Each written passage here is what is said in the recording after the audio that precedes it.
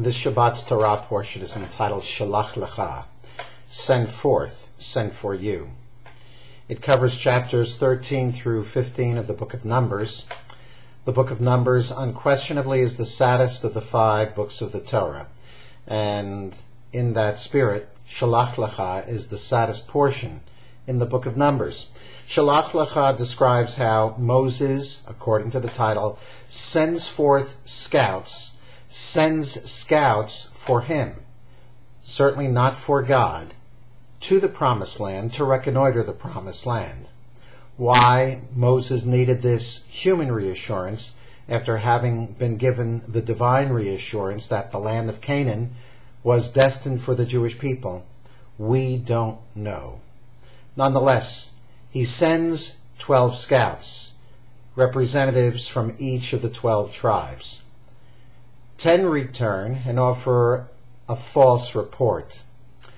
2 return and offer an accurate report and encourage the people to go up and possess the promised land. But the people are swayed by the negative recordings of the 10 scouts.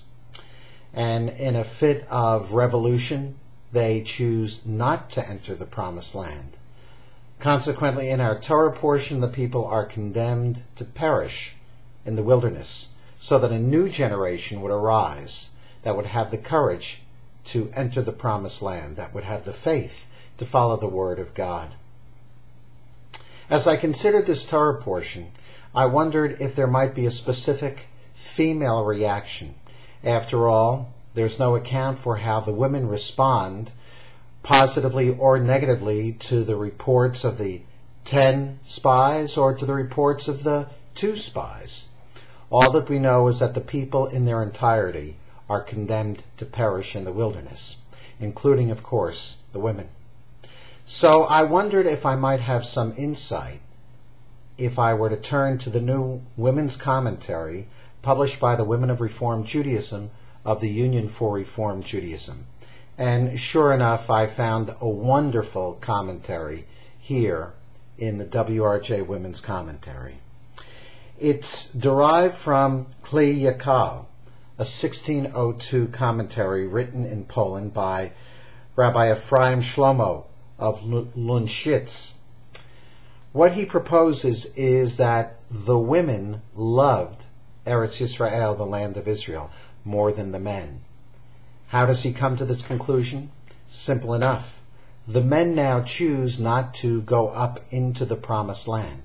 But later on in the book of Numbers, we'll see how the daughters of Tzalafchad entreat Moses to ensure that their family will continue to inherit the land promised to them in Eretz Yisrael.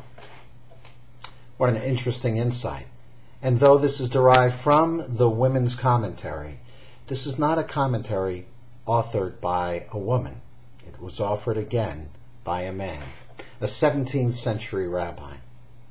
What this suggests is that we are a community in our entirety, that women must suffer the fate of men's decisions, even when men's decisions are misguided and ultimately wrong. I would hope, therefore, that all of us take a balanced and fair approach into the major decisions we make in life, and that we learn from this cautionary tale in Shelach always to have faith in God. Come study Torah with us at Temple Emmanuel. Shabbat Shalom.